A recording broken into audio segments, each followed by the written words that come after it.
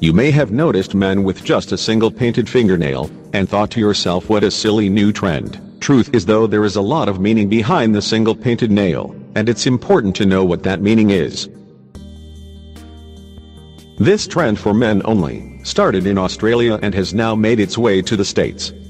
The color of the paint and the choice of nail is irrelevant, it all represents the same.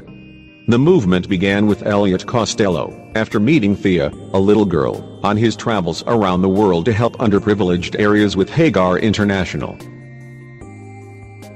While in Cambodia, the little girl and Elliot became friends, doing unlikely things together, things little Thea loved, like painting her nails. She painted one of his nails as they chatted about her daily struggles and her life. It was then that he learned about her being sexually abused.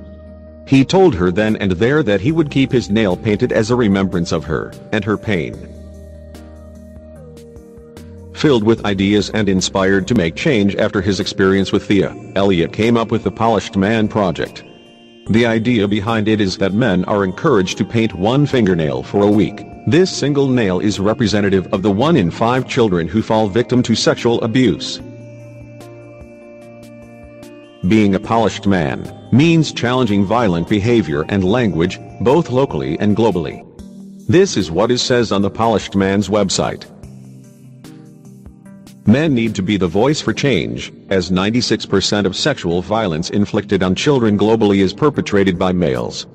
The main hope, however, is not that just seeing the painted nail will bring mere sadness for the hundreds of thousands of kids suffering every day, but rather for the painted fingernail to start conversation, and maybe spark new ideas. Or even donations for support programs for these children of abuse.